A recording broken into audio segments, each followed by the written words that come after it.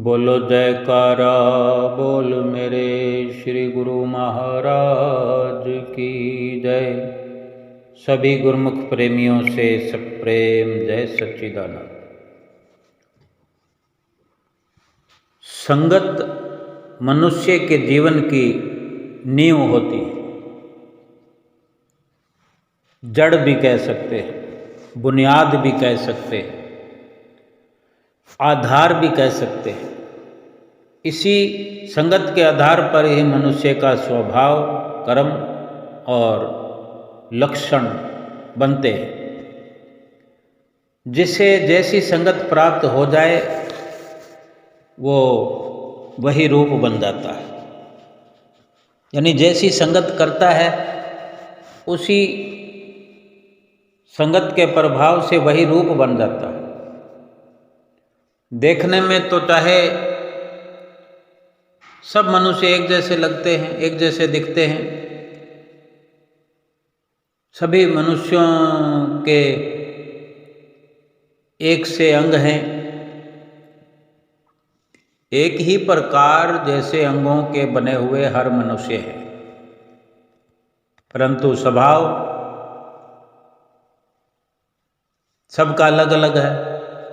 स्वभाव के अनुसार सब में गुण भी अलग अलग होते हैं।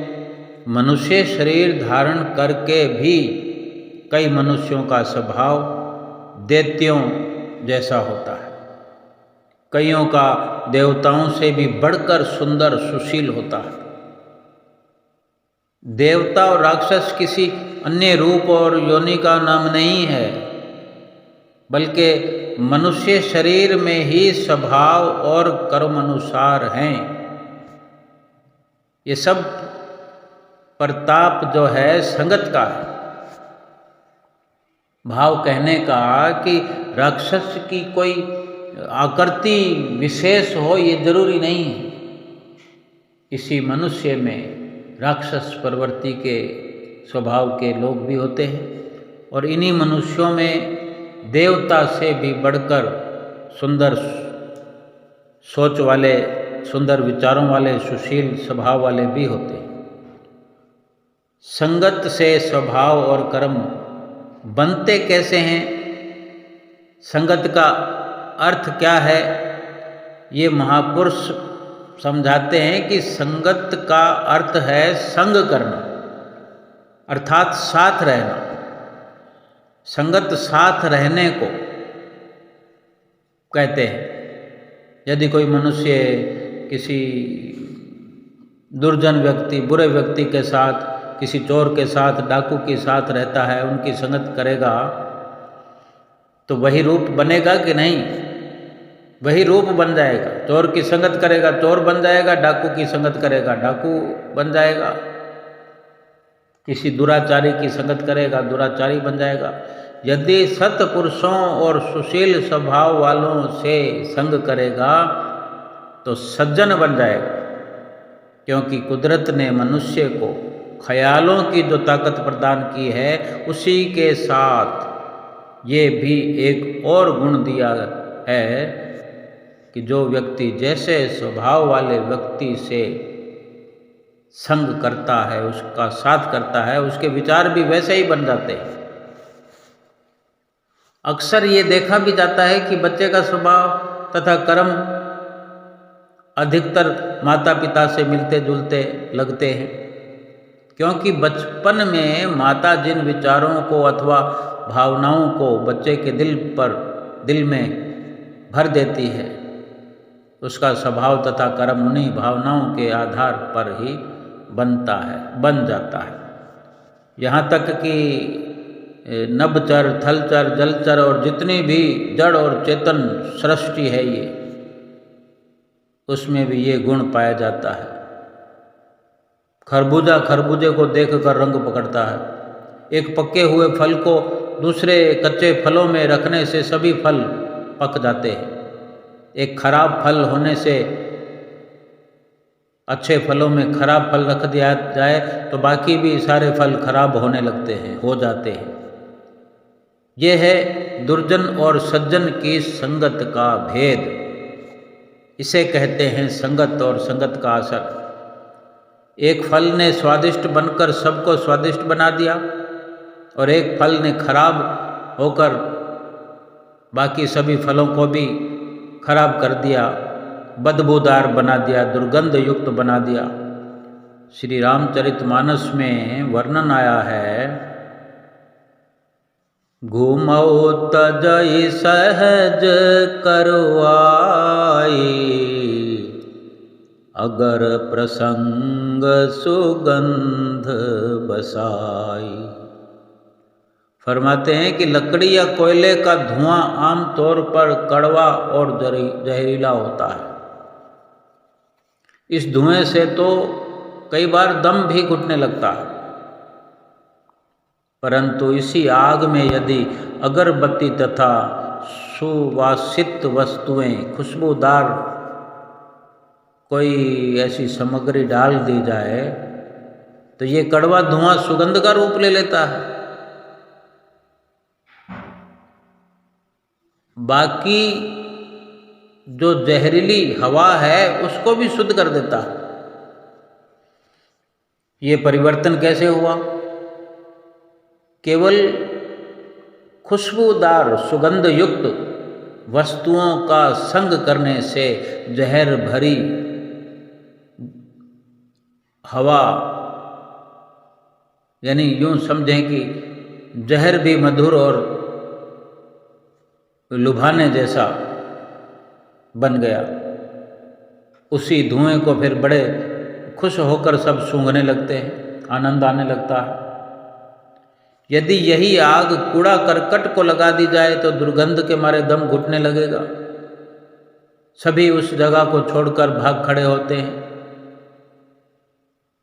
और कहीं शुद्ध हवा की तलाश करते हैं, शुद्ध हवा में जाकर सांस लेना पसंद करते हैं। आग तो वही है ना, धुआं भी वही, परंतु एक फर्क ये हो गया संगत का। ऐसे ही मनुष्य के लिए भी सुसंगति और कुसंगति, ये दो प्रकार के संग हैं।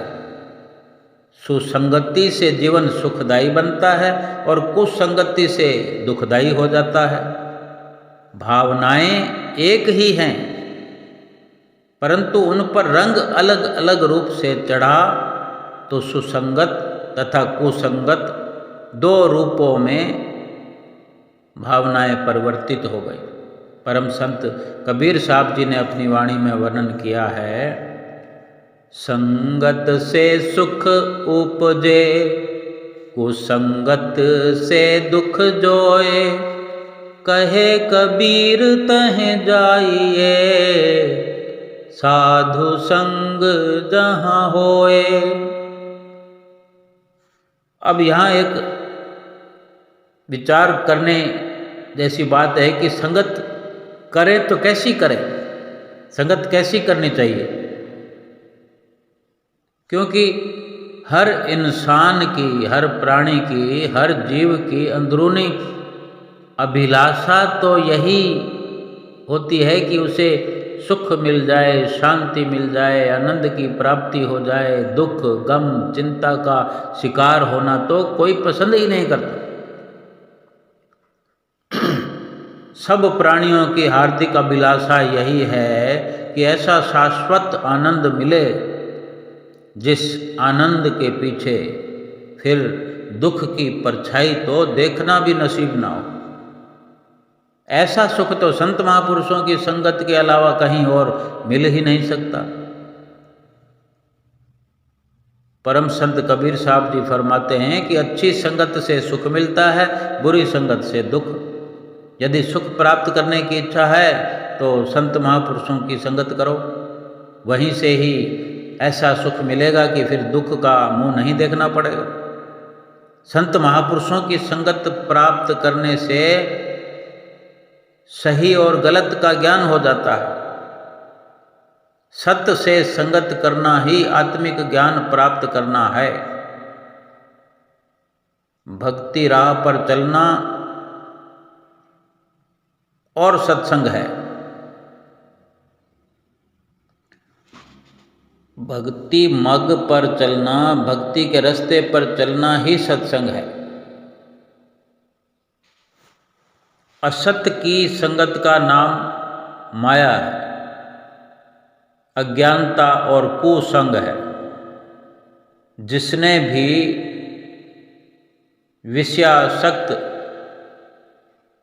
या माया में लिप्त लोगों की संगत की, उनका संग किया, वो खुद भी माया के कुसंग में फंस गया। उसे भव का किनारा मिलना, सुख मिलना, आनंद मिलना, बल्कि आनंद की परछाई देखना भी नसीब नहीं हो सकता। शारीरिक सुख भोगों में चाहे वो कितना भी धनी हो, शारीरिक सुखों की भरमार क्यों ना हो, परंतु मानसिक रोगों से कभी वो उबर नहीं सकता। हर समय चिंता परेशानी के मारे किसी गुप्त सुख की खोज की प्यास तो उसे लगी रहेगी। सत्संगति सब सुखों की जड़ है। सत्संगत ही सुखों का आधार है, मूल है। मानसिक शांति, शाश्वत आनंद तो उसे प्राप्त होता है और इसके साथ साथ भवसागर जन्म मरण के दुखों से भी निवृत्ति मिल जाती है। जिसने सत्संग का आधार ले लिया, ये एक गूढ़ रहस्य है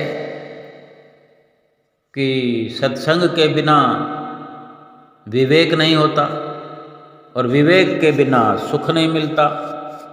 जिन प्राणियों को सत्संग की प्राप्ति हो जाए वो बड़े भाग्यवान बन जाते हैं, भाग्यशाली कहलाते हैं। श्री रामचरितमानस में भी वर्णन आया है, बड़े भाग पायव सत्संगा, बिनहि प्रयास होहि भव भंगा। संत महापुरुषों का मिलना तथा सत्संग का मिलना बड़े भाग्यों की निशानी है। बड़े भाग पायव सत्संगा। और जिन्हें सत्संग मिल गया वे बिना प्रयास के संसार के सभी बंधनों से मुक्त हो जाते हैं। ऐसी महिमा है सत्संग की। जिसने सत्य का संग कर लिया, जिसे सत्य का संग मिल गया, जिसने सत्य संग को आधार अपने जीवन का बना लिया, उसे बिना मेहनत के ही भव बंधनों से छुट्टी मिल जाती है, मुक्त हो जाते हैं, मुक्ति मिल जाती है। कितना सहज मार्ग है दुखों की निवृत्ति का। कुसंग को त्याग कर सत्संग प्राप्त करने में कितना लाभ प्राप्त होता है, इसका मूल्यांकन किसी वस्तु से नहीं किया जा सकता। सत्संग का जो लाभ है, सत्य का जो लाभ है, सत्य की राह पर चलने का जो लाभ है, संसार की किसी भी वस्तु और सामान से इसकी बराबरी तुलना नहीं की जा सकती।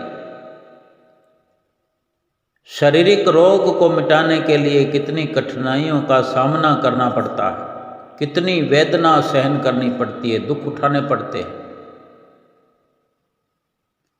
ये एक ऐसी अचूक रामबाण औषधि मिली जिसने आवागमन के सभी दुखों से मुक्ति दिला दी।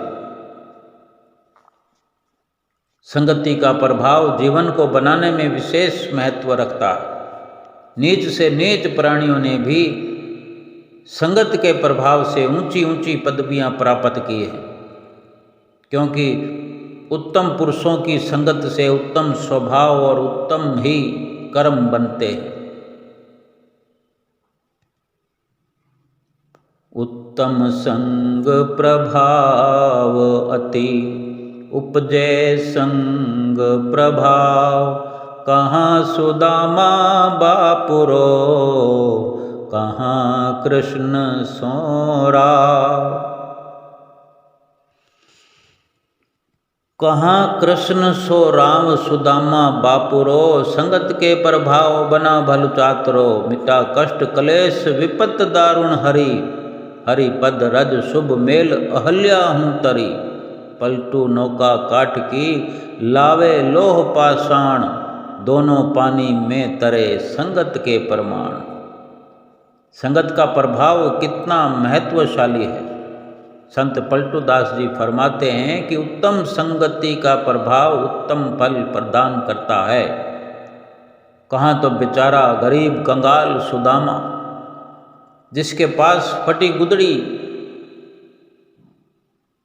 के अलावा कुछ नहीं था, पहनने को भी विशेष कपड़े नहीं थे, भर पेट भोजन भी नहीं मिलता था, ऐसी कंगाली और दरिद्रता सुदामा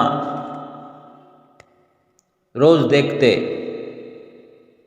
वो भगवान श्री कृष्णचंद्र जी की संगत से माला माल हुआ और भगवान श्री कृष्ण जी के साथ उसका नाम भी आज तक रहती दुनिया तक प्रतिष्ठा तथा आदर से लिया जाता है और लिया जाता रहेगा।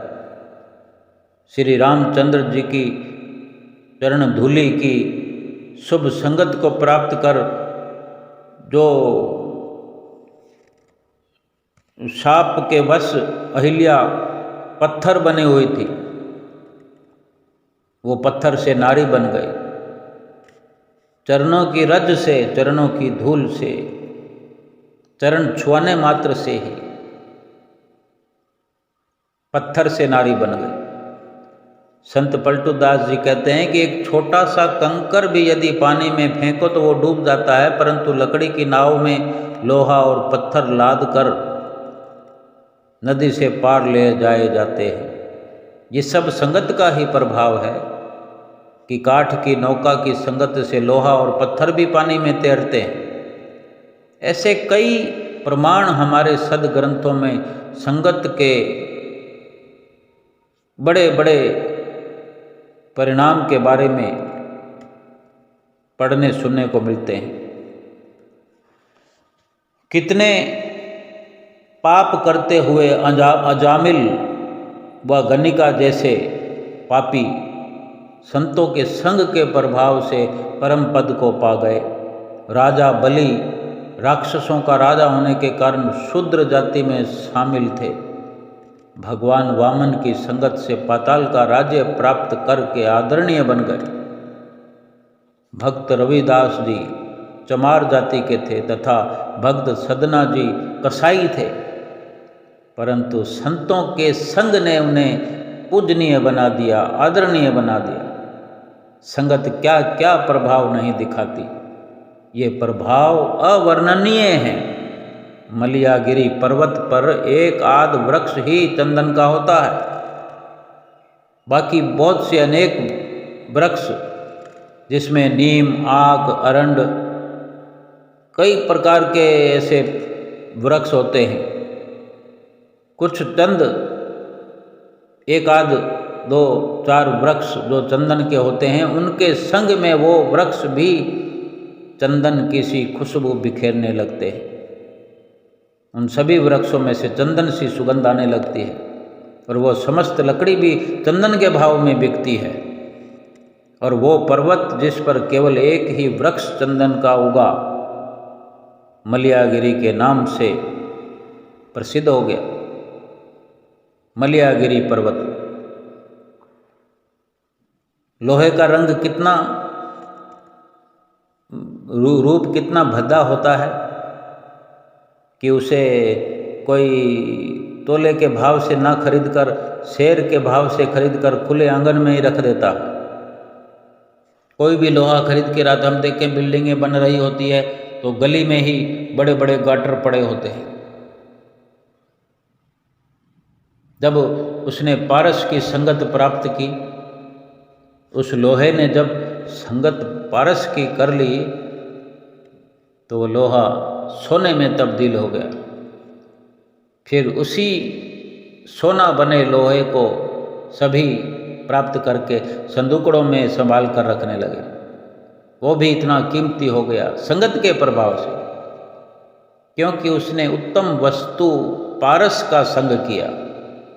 बांस के तिनकों ने चीनी का संग किया तो मिश्री के रूप में वो मिश्री के भाव ही बिकने लगे।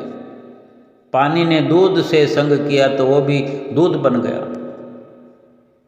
ये प्रमाण तो हो गए संगत की महत्वता के, जो कि प्रत्येक मनुष्य इस बाहरी जगत में देखता है, देख सकता है और सच्चाई का अनुमान लगा सकता है। परंतु सत्य का संग अर्थात सत्संग का प्रभाव क्या है, ये संगत का प्रभाव अभी हम चर्चा कर रहे थे। सत्संग का प्रभाव महापुरुष बताते हैं कि सत्संगति का प्रभाव तो केवल हृदय की वृत्तियां जो हैं वो केवल अनुभव कर सकती है। केवल हार्दिक वृत्तियां ही अनुभव करने में समर्थ है। यानी इतना प्रभाव है, इतना असर है कि जिह्वा वर्णन नहीं कर सकती। आत्मिक ज्ञान के अभिलाषी ही इस रास्ते पर आकर इसके प्रभाव को अनुभव कर सकते हैं। संत महापुरुषों को संग तो जीव की जीवन धारा को ही बदल देता है।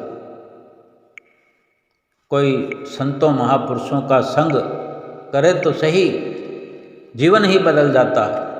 जिन्होंने संतों महापुरुषों का संग किया है उनके जीवन की दशा बिल्कुल बदली है। उसे सुख और आनंद के उस किनारे पर लाकर खड़ा कर देता है संतों का संग, जहाँ से फिर उसे निराशा की किरण कभी दिखाई नहीं देती। और अमृत का रसपान करते हुए हर वक्त आनंद में समाया रहता है। संत महापुरुषों की संगत के प्रभाव की विशेषता किसी शायर ने वर्णन की है। जाते मुर्शिद कीमिया है कीमिया, कीमिया से भी मगर बढ़कर सिवा, यानी पारस लोहे को कर दे तिला, अपनी सूरत का नहीं सकता बना, पीरे कामिल से मगर जो छू गया वो भी उनकी शकल का ही हो गया। संत सद्गुरु पारस के समान ही नहीं होते, बल्कि उन्हें तो पारस से भी बढ़कर जानना चाहिए। पारस की तो मिसाल दिया करते हैं, लेकिन संत सतगुरु जो हैं वो पारस से भी कहीं बढ़कर होते हैं। पारस तो लोहे से स्पर्श करने पर लोहे को केवल सोना ही बनाता है, परंतु लोहे को पारस तो नहीं बना देता कि फिर वो आगे इतनी समर्थता हासिल करके फिर वो स्वयं किसी सोने को लोहा बनाने लगे, किसी लोहे को सोना बनाने लगे। केवल सोना बनाकर ही पारस छोड़ देता है। यही प्रभाव है पारस का। लेकिन संत महापुरुष तो ऐसे गुणों से भरपूर होते हैं कि जो प्राणी संतों महापुरुषों की संगत ग्रहण करता है, संत महापुरुष उसे अपना रूप बना लेते हैं। अर्थात संत महापुरुष आत्मज्ञान के धनी होते हैं, धनवान होते हैं, आत्मज्ञान के भरे होते हैं, आत्मा का स्वयं साक्षात्कार किए होते हैं। जो भी प्राणी उनकी पावन संगत में आया वे उसे भी आत्मज्ञान से भरपूर कर देते हैं, आत्म साक्षात्कार करा देते हैं, सभी गुणों से परिपूर्ण करके उसे मंजिल पर पहुंचा देते हैं। और मंजिल ही पा ली तो फिर मन पर विजय पाना या आत्मज्ञान के साधन ढूंढना, इन सब से मुक्ति मिल जाएगी। मन पर विजय पाकर ही आत्मज्ञान की प्राप्ति होती है और आत्मज्ञान से आत्म साक्षात्कार होता है। यही तो अंतिम मंजिल है। और जब संत महापुरुषों की संगत से अपनी असली मंजिल पर पहुंचा जा सकता है, तो फिर बाकी कुछ रहा क्या। महापुरुषों की पावन संगत की महिमा का वर्णन सुर, मुनि, विष्णु, महेश, ब्रह्मा आदि भी करने में असमर्थ हैं। देवी सरस्वती भी नेति नेति शब्दों से गुणगान किया करती है। फिर लेखनी द्वारा इसे कोई कैसे व्यक्त कर सकता है। सतपुरुष गुरु अर्जन देव जी तो यहाँ तक फरमाया करते हैं अपनी वाणी में, यदि संत महापुरुषों की संगत एक पल के लिए भी न मिले तो उस पल को कलयुग समझना चाहिए, अर्थात उस समय को अत्यंत दुखदायी समझना चाहिए जिस समय संत महापुरुषों की संगत ना मिले। जैसे पहले भी जिक्र हुआ कि संत महापुरुष सत वस्तु का संग कराते हैं। दूसरे शब्दों में इसे सत्संग भी कहते हैं। सत्संग ही जीव के जन्म जन्मांतरों से कलुषित मन को धोकर उस पर भक्ति प्रेम का रंग चढ़ाता है, बुद्धि को निर्मल बनाता है और हृदय के सिंहासन को काम, क्रोध, लोभ, मोह आदि कीटाणुओं से खाली कर देता है और खाली करके प्रभु के पधारने के लिए निमंत्रण भेज देता है। कितनी ताकत है, कितनी शक्ति है सत्संग में जीव के मन की दशा को पलटने के लिए। मन अपनी बहुत रफ्तार से दौड़ती हुई तरंगों से भले ही बार बार माया जो कि विष्ठा के बराबर है, मायावी विष्ठा की ओर बेशक मन अपनी तरंगों से भागता है, भले ही भागे, परंतु सत्संग उसकी बागडोर को खींचकर फिर भी उसी दिशा में ले जाता है। बार बार लगाम खींचने से बेचारा थक जाता है और फिर सत्संग की शरण में झुककर भक्ति की ओर कदम बढ़ाने लगता है। सत्संग का असर है ये कि मन को गंदगी की ओर भागते हुए को भी बार बार खींच करके आखिर सत्संग में झुका देता है। ये सत्संग का असर है। पंडित अनाथ दास जी हुए हैं, उन्होंने अपनी वाणी में लिखा है, सत्संगत सुख पलक जो मुक्ति न तास समान, ब्रह्मादिक इंद्रादि भुव निपट अलप ए जान। सत्संग में जो एक पल में सुख मिलता है उसकी समानता में मुक्ति भी तुच्छ है। ब्रह्मा, इंद्र तथा चक्रवर्ती राज्यों का सुख भी बिल्कुल तुच्छ है।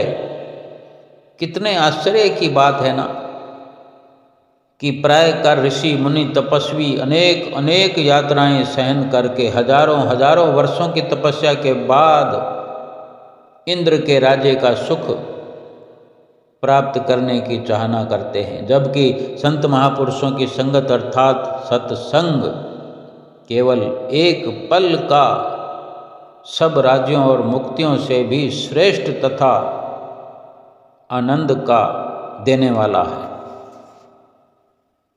संतों महापुरुषों की संगत, सत्संग, ये असर है ऐसी इस संगत का जो स्वर्ग के ऐसे राजाओं को प्राप्त सुखों को भी तुच्छ से तुच्छ बनाता है। कारण यह है कि इन राज्यों का सुख पाकर अथवा ब्रह्मा इंद्र की पदवी पाकर भी जीव के मन में फिर उसी माया का प्रवेश होने लगता है जिस पर विजय पाने के लिए सब कुछ त्याग दिया था। पहल तो अहंकार व कीर्ति अपने साम्राज्य का विस्तार करते हुए समस्त गुणों को समाप्त करने के लिए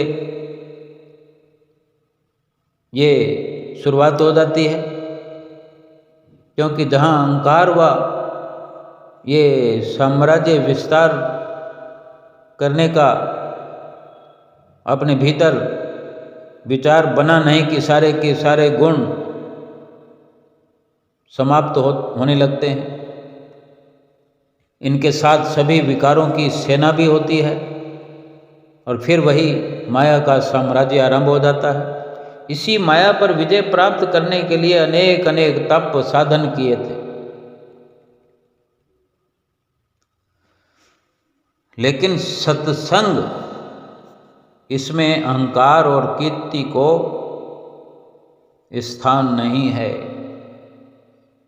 जिसका संग सत्य के साथ है, जो सत्संग के साथ है, फिर ये अहंकार और ये काम क्रोध लोभ मोह ये बेचारे सब के सब दुम दबाकर पीछे की ओर बैठ जाते हैं और कई बार तो पांव सिर पर रखकर ऐसे भागते हैं जैसे इन्हें कोई पकड़ने के लिए आ रहा हो। याद रखने की बात है, ये सदा याद रखने की बात है। क्या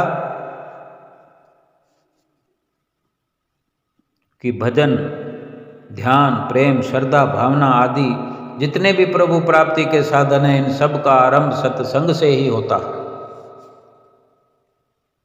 क्योंकि ये तो कुदरती नियम है कि जैसा संग वैसा रंग। यदि किसी रोगी की संगत की जाए तो ख्यालों का झुकाव आलस्य प्रमाद में बढ़ता जाएगा और संगत करने वाला भी बिना किसी रोग के भी एक प्रकार से रोगी बन जाएगा। उसके साथ बैठने उठने से, उसके विचार आपस में विचार आदान प्रदान करने से, एक दूसरे को देखने से, एक दूसरे की पीड़ा का अनुभव करने से, और विद्वान बनने के लिए विद्वान की संगत जरूरत है। तो विद्वान बनने के लिए अगर कोई चाहता है कि विद्वान की संगत करूं, तो आत्मज्ञान प्राप्त करने के लिए प्रयास किया जाए सत्संग का। जब सत्संग का आरंभ हुआ तो नाम, प्रेम, भक्ति स्वयं हृदय के आंगन में चलते चले आएंगे। सत्संग से ही जीव को धर्म, अर्थ, काम, मोक्ष की प्राप्ति हो सकती है। इसी पावन धरती पर ही शांत, संतोष, आनंद के बादल संत महापुरुषों के वचनों में जो अमृत बरसता है,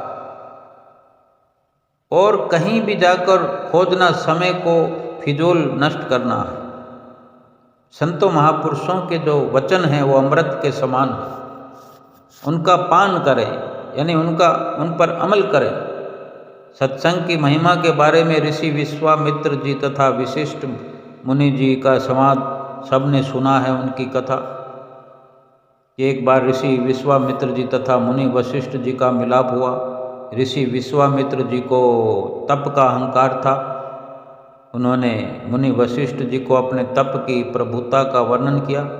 मुनि वशिष्ठ जी ने बड़े शांत स्वभाव से उत्तर दिया कि हे मुनि, 1000 वर्ष का तप और एक घड़ी सत्संग की फिर भी कोई बराबरी नहीं है। सत्संग बड़ा है। बस इसी विवाद ने आवेश का रूप धारण कर लिया, क्रोध बढ़ गया। फिर उन्हें भगवान शिव, ब्रह्मा, विष्णु के द्वार तक पहुंचा दिया।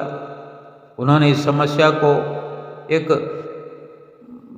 बहुत बड़ी मुश्किल समझकर शेषनाग जी को फिर निर्णायक बनाया। पुरातन प्रमाणों के अनुसार पृथ्वी शेषनाग के सिर पर टिकी हुई है। उन्होंने निर्णायक बनने के लिए ऋषि विश्वामित्र जी को कहा कि तप के बल पर पृथ्वी कंधे पर उठाओ, मैं कुछ सोचने के लिए छुट्टी लेता हूँ। आप उठाओ, जब तक मैं सोचता हूँ, फैसला करता हूँ कि सत्संग बड़ा है या तप। तो ऋषि विश्वामित्र जी ने कहा कि मैं 100 बरस की तपस्या का फल देता हूँ। संकल्प किया और पृथ्वी स्थिर हो जाए ऐसा उच्चारण किया कि 100 बरस की तपस्या का फल देकर पृथ्वी को स्थिर करना चाहा। लेकिन पृथ्वी स्थिर नहीं हुई, पृथ्वी कांपने लगी, संसार हाहाकार के शब्द से गूंज उठा। फिर मुनि वशिष्ठ जी के सत्संग के बल पर वो अडिग, स्थिर और शांत हो गई। एक पल सत्संग के फल के प्रभाव पर पृथ्वी ज्यों की त्यों टिक गई और कोई विवाद किए बिना, कुछ कहे बिना ये निर्णय हो गया कि सत्संग की प्रभुता, सत्संग की महानता प्रमाणित हो गई। संसार में प्रत्येक वस्तु सुलभ है, मायावी धन, दौलत, स्त्री, परिवार आदि, परंतु सत्संग का मिलना कठिन है। जिसे सत्संग की प्राप्ति हो जाए तो समझो कि उसके भागों का सितारा चमक उठा है। संत महापुरुषों का कथन है, इस संसार में मनुष्य के लिए धन रूप की प्राप्ति होना दुर्लभ नहीं है और ना ही स्वर्ग का राज प्राप्त करना दुर्लभ है। अनेक प्रकार के स्वादिष्ट मधुर अमृत के समान भोजन का मिलना भी कठिन नहीं है और ना ही साफ सुथरे उजले चमकीले वस्त्र और आभूषणों का मिलना कठिन है। इसके साथ साथ पुत्र मित्र संबंधियों का मिलना, बंगले कोठियों का मिलना कोई कठिन नहीं है, तथा कोई ज्ञान हो, किसी में चतुरता हो, इसमें भी कोई कठिनता नहीं। ये सब के सब वस्तुएं सरलता से मिल सकती हैं, परंतु भगवान के नाम का सुमरन और संत महापुरुषों का साथ, उनकी संगत मिलना कठिन है। सतपुरुष फरमाते हैं कि संतों का संग भी प्रभु की कृपा से ही प्राप्त हो सकता है, अन्यथा द्वार पर ही गंगा बहती रहे तो भी कुछ ज्ञान ही नहीं होता। अक्सर कई स्थानों पर ऐसा देखा भी जाता है कि पूर्ण संत महापुरुष किसी नगर में किसी जिज्ञासु के घर पधारे तो घर के नज़दीक संबंधी तथा और भी निकट रहने वाले प्राणी, जिनकी विवेक दृष्टि खुली ही नहीं, जिनका भाग्य सितारा जागा ही नहीं, वे सत्संग को प्राप्त नहीं कर पाते। इसलिए फरमाते हैं कि पास में बहती हुई गंगा में भी लोग नहीं नहा सकते। बड़े अहंकार से अपने अपने कामों में सब व्यस्त रहते हैं, मोह की निद्रा में आनंद मनाते हैं। इससे बढ़कर दुर्भाग्य और क्या हो सकता है। पावन सत्संग की गंगा द्वार पर बही और उसमें स्नान नहीं किया। विवेकी विचारवान जिन पर प्रभु की कृपा उतरती है, वही इस पावन गंगा में गोता लगाते हैं। गोता लगा के नाम भक्ति के धन से माला माल बन जाते हैं और बाकी अज्ञानी जीव से संसार भरा पड़ा है। अज्ञानी जीव तो अपनी इकट्ठी कोई की हुई ये मायावी पूंजी को खर्च करते जा रहे हैं और जो प्रारब्ध पूंजी श्वासों की लाए हैं उसको भी खर्च करते जा रहे हैं और आगे के लिए फिर सब कुछ खर्च करके कंगाल बन रहे हैं। फिर भी उन्हें कुछ मालूम, कुछ पता नहीं चल रहा। अज्ञानी जीव तो यही समझते हैं कि शायद सत्संग में जाकर इंसान बिगड़ जाता है, परंतु वो क्या समझते हैं। परम संत कबीर साहब जी अपने उपदेशों में फरमाते हैं, गंगा के संग सलिता बिगड़ी, सो सलिता गंगा होए निबरी। बिगड़ियो कबीरा राम दुहाई, साच भयो अन कतई न जाई। चंदन के संग तरवर बिगड़ियो, सो तरवर चंदन होए निबरियो। पारस के संग तांबा बिगड़ियो, सो तांबा कंचन होए निबरियो। संतन संग कबीरा बिगड़ियो, सो कबीरा राम होए निबरियो। जब नदी गंगा से मिल जाती है तो वो नदी गंगा से मिलकर गंगा का ही रूप बन जाती है। इस प्रकार प्रभु के नाम का उच्चारण करने से कबीर प्रभु से मिल गया है, वो सच्चे मालिक का स्वरूप हो गया है और अब वो और कहीं जाता ही नहीं। चंदन के वृक्ष की संगत करके उसके आसपास वाले वृक्ष अपना अस्तित्व ही खो बैठते हैं और वे सब के सब वृक्ष चंदन के समान सुगंध देने वाले बन जाते हैं। पारसमणि को छूकर तांबा अपना स्वरूप खो बैठता है, लोहा सोना बन जाता है। फरमाते हैं कि इसी प्रकार संतों की संगत में कबीर का जीवन बदल गया और कबीर स्वयं परमात्मा का रूप बन गया। रूप बिगाड़ना कोई आकार और रूप को नहीं बदलता, बल्कि स्वभाव को बदलना रूप बिगड़ने को कहते हैं। खुदी अर्थात अहम का परित्याग करना है, अपने अस्तित्व को मिटाकर परम तत्व को पाना है। भगवान श्री रामचंद्र जी का सदुपदेश काकभूषुंड जी से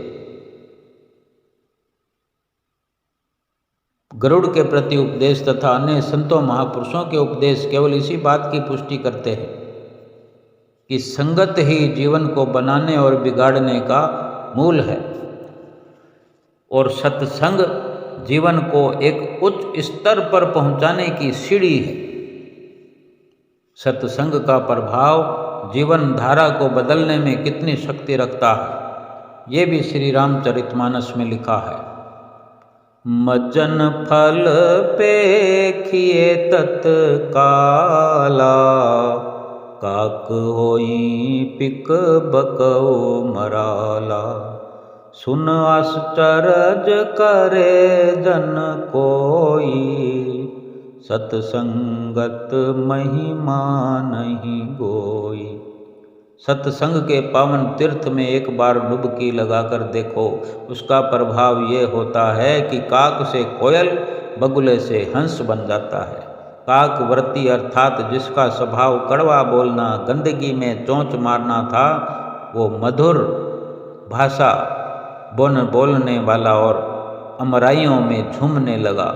बगुला जो नदी के किनारे में मछलियाँ खाता है और दूसरे पानी में जीव जंतुओं को पकड़ने में ताक में रहता है, वो मान सरोवर का राजहंस बनकर मोती चुगने लगता है। ये बात सुनकर आश्चर्य नहीं करे कोई, क्योंकि सत्संगत की महिमा किसी से छुपी नहीं है। मतलब ये कि सत्संग के प्रभाव से माया में फंसे हुए अज्ञानी जीव भी ज्ञानवान, शक्तिवान बन जाता है। जहाँ सत्संग की इतनी अपार महिमा है कि सत्संग जीवन बनाने में सहायक है, वहीं कुसंग के सिवाय जीवन को भ्रम अज्ञान के अंधकार में भटकाने वाला और कोई साधन नहीं। अतः आत्मज्ञान, विवेक, प्रेम, नाम और भक्ति को प्राप्त करने वाले जिज्ञासुओं और साधकों को कुसंग से बचाव के उपाय करते रहना चाहिए। सबसे उत्तम और श्रेष्ठतम साधन कुसंग से बचने का है सत्संग। नित्य प्रति सत्संग प्राप्त कर प्रेम, भक्ति तथा शब्द की कमाई करते हुए लक्ष्य की ओर जाना है।